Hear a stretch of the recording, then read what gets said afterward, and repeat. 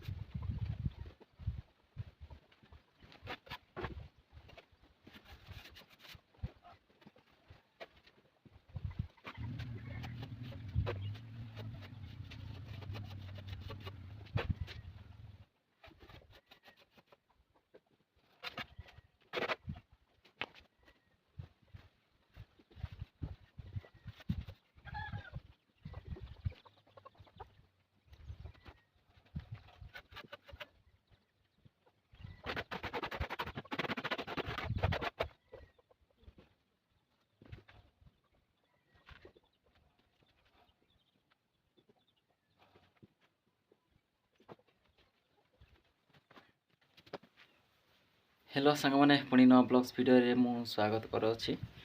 तो बहुत दिन है मु वीडियो किसी बनाऊन तो आज गोटे वीडियो आनी भावी।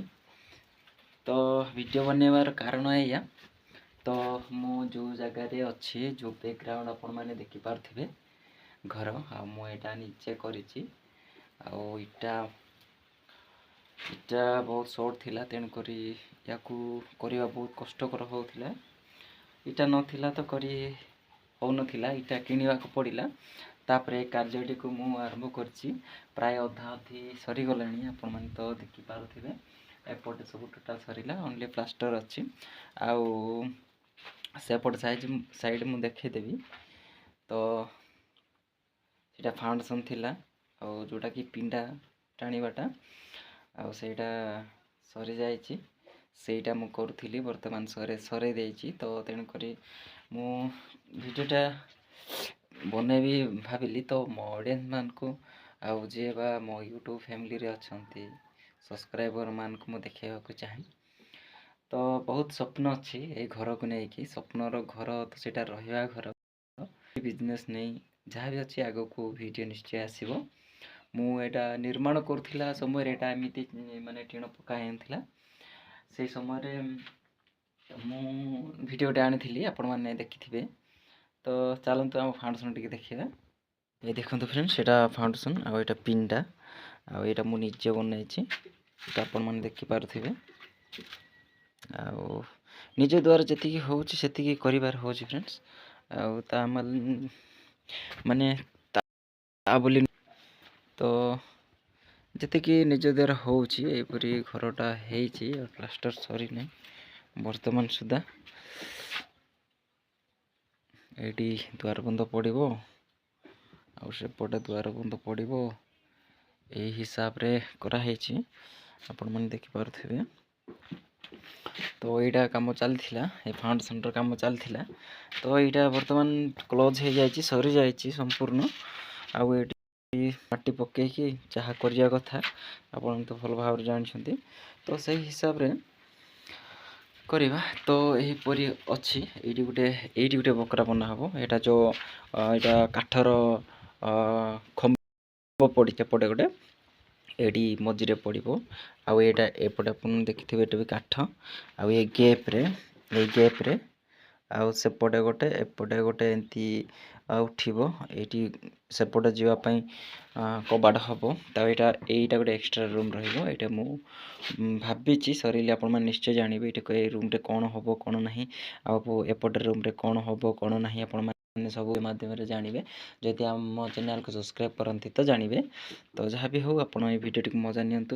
ତ ଦେଖନ୍ତୁ ଏହିପରି କରିଛି। ତ କରିବାରେ କ'ଣ ହେଇଛି ଭୁଲ କ'ଣ ଅଛି ତ ସାଙ୍ଗମାନେ ଆପଣମାନେ କମେଣ୍ଟ କରନ୍ତୁ କ'ଣ ପ୍ରୋବ୍ଲେମ୍ ପଡ଼ିଛି। ତ ଏହିପରି ଉଠିଛି। ଗୋଟେ ପୁରୁଣା ଘର ମିଶିଥିଲା ଏଇଟା ଯେଉଁଟାକି ଇଟା ସହ ମାଟି ସହ ଉଠା ହେଇଥିଲା। ଆଉ ତାକୁ ଜଏଣ୍ଟ କରିଦେଇଛି ସେପଟେ। ଆଉ ଏପଟେ ତ ଏମିତି ଟିଣ। ଏଇଟା ବାହାର ସାଇଡ଼୍ ସାଙ୍ଗମାନେ ଆପଣମାନେ ଯେଉଁ ଦେଖୁଛନ୍ତି ଯେଉଁ ଭ୍ୟୁଟା ଅଛି ଆପଣଙ୍କ ଫ୍ରଣ୍ଟରେ ଯେଉଁଟା ଆପଣମାନେ ଭ୍ୟୁ ଦେଖୁଛନ୍ତି ଏଇଟା ବାହାର ସାଇଡ଼୍। ମୁଁ କିଛି ଭିଡ଼ିଓ ବନାଇବାକୁ ଚାହିଁଲି ତ ବାହାର ପୁରା ଘର କେମିତି ଦେଖାଯିବ ତ ତାକୁ ନେଇ ଭିଡ଼ିଓ ଆଣିବାକୁ ଚାହିଁଲି। ତ ଏହି ମଧ୍ୟ କିଛି ଭିଡ଼ିଓ ଆପଣଙ୍କ ସମ୍ମୁଖରେ ବା ଏହି ଭିଡ଼ିଓଟିକୁ ଆଣିଛି। ତ ଦେଖନ୍ତୁ ଏହିପରି ରହିଛି ବାହାରେ। ତ ଏହା ଥିଲା ମାନେ ଘରର ବାହାର ପରିବେଶ। ତ ସାଙ୍ଗମାନେ ଘରଟି ଏମିତି ହେଇଛି। ତ ଆପଣମାନେ ନିଶ୍ଚୟ ଆମକୁ ସପୋର୍ଟ କରିବେ। ଆଉ ଭିଡ଼ିଓଟିଏ ଦେଖନ୍ତୁ ଘର କ'ଣ ହେବ କ'ଣ ନାହିଁ। ବହୁତ ମନରେ ଭାବନାଟା ରହିଛି। ଆଉ ସେ ଭାବନା କେବେ ସକ୍ସେସ୍ ହେଉଛି ଦେଖିବା। ଆଉ ଏଇଟା ମୁଁ ନିଜେ କରୁଛି। ଆଉ କେତେବେଳେ ତ କୁଆଡ଼େ ଯିବାକୁ ପଡ଼ିବ। ଆଉ କେତେବେଳେ କେଉଁ କାମରେ ଲାଗି ରହିବାକୁ ପଡ଼ୁଛି। ପର୍ସନାଲି ମାନେ ଗୋଟିଏ କାର୍ଯ୍ୟକୁ କରିଥିଲେ ଏଇଟା ଏବେ ସରନ୍ତା ପୁଣି। ତ ଘର କାମ କିଛି ରହୁଛି ଆଉ କିଛି ପଇସା ପାଇଁ ବି ବାହାର କାମ କରିବାକୁ ପଡ଼ୁଛି। ସେଇ ପଇସା ହେଲେ ତ ସିମେଣ୍ଟ ବାଲି କ'ଣ ଆଣିକି କରିବାକୁ ପଡ଼ିବ। ସେଇ ହିସାବରେ କରୁଛି। ତ ବହୁତ ଲେଟ୍ ହେଇଗଲା ତଥାପି ସରିନି।